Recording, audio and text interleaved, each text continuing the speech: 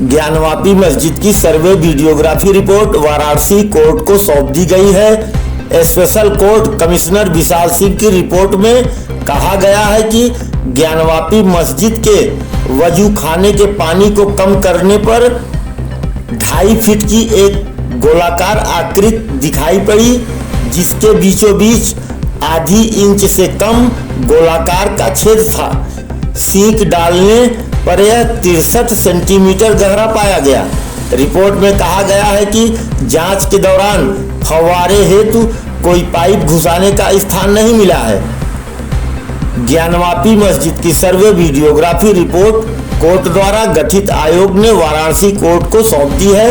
यह सर्वे special court commissioner Vishal Singh, दूसरे commissioner Ajay Mishra और अजय प्रताप सिंह की टीम ने 14, 15 और 16 मई को किया था। वहीं वाराणसी जिला सिविल न्यायाधीश रवि कुमार दिवाकर के सामने पेश की गई रिपोर्ट में कई चौंकाने वाले खुलासे हुए हैं। Special court commissioner Vishal Singh की रिपोर्ट में कहा गया है कि ज्ञानवापी मस्जिद के वजू खाने के पानी को कम करने पर 2.5 फीट की एक गोलाकार आकृति दिखाई पड़ी। इसके टॉप पर कटा हुआ गोलाकार डिजाइन का एक अलग सफेद पत्थर दिखाई पड़ा, जिसके बीचों बीच आधी इंच से कम गोलाकार का छेद था। सींक डालने पर यह 63 सेंटीमीटर गहरा पाया गया। इसकी गोलाकार आकृति की नाप की गई तो बेस का व्यास करीब 4 फुट पाया गया। इस दौरान वादी पक्ष ने इसे शिवलिंग बताया तो प्रतिवादी पक्ष ने कहा कि यह फव्वारा है। इसकी पूरी और वीडियोग्राफी की गई जो रिपोर्ट के साथ सीलबंद है।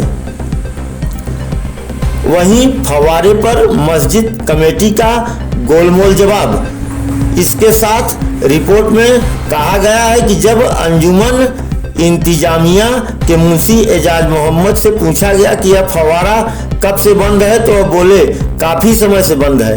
इसके बाद उनसे दोबारा पूछा गया तो उन्होंने कहा कि 20 साल से बंद है। फिर इसके बाद कहा गया कि यह 12 साल से बंद है। इसके दौरान हिंदू पक्षकारों ने सर्वे के दौरान कथित फव्वारे को चलाकर दिखाने को कहा तो मस्जिद कमेटी के मुंशी ने फव्वारा चलाने में असमर्थता जताई। इसके साथ रिपोर्ट में कहा गया है कि कथित फव्वारे में बीचों बीच सिर्फ 63 सेंटीमीटर का एक छेद मिला है। इसके अलावा कोई छेद किसी भी साइड या किसी भी अन्य स्थान पर खोजने पर नहीं मिला। रिपोर्ट में कहा गया है कि जांच के दौरान फव्वारे हेतु कोई पाइप घुसाने का स्थान नहीं मिला है। वजू के तालाब का लिया गया नाप। इसके साथ ही रिपोर्ट में बताया गया है कि वजू के तालाब का नाप 33 फुट निकला है, जिसकी वीडियो और फोटोग्राफी की गई है।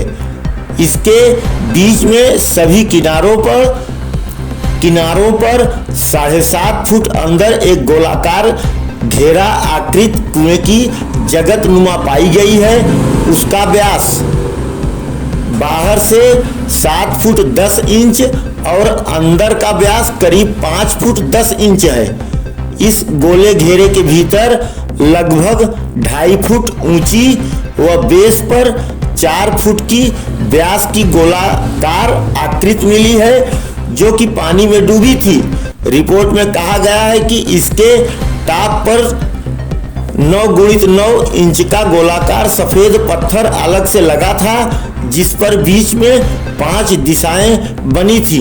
इस पत्थर के नीचे करीब 2.5 फुट ऊंची गोलाकार आकृति एक पीस में दिख रही है, जिसकी सतह पर घोल चढ़ा हुआ प्रतीत होता है। हालांकि यह थोड़ा चटका हुआ है। इस पर पानी में डूबे रहने के कारण काई जमी थी, जबकि काई साफ करने पर काले रंग की आकृति निकली। इस दौरान हिंदू पक्ष ने कहा कि यह आकृति शिवलिंग है।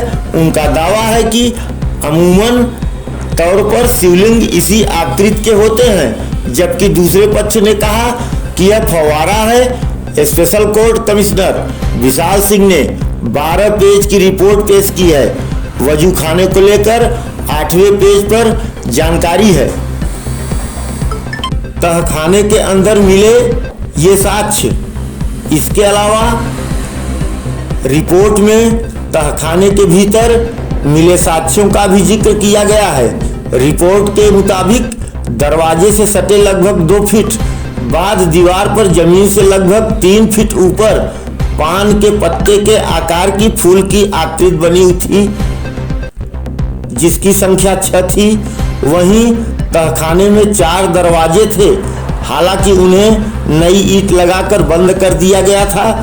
इस तहखाने में 4 खंभे मिले हैं जो पुराने तरीके के थे, जिसकी ऊंचाई 8 फीट थी, जबकि नीचे से ऊपर तक घंटी, कलश, फूल के आकृति पिलर के चारों तरफ बने थे।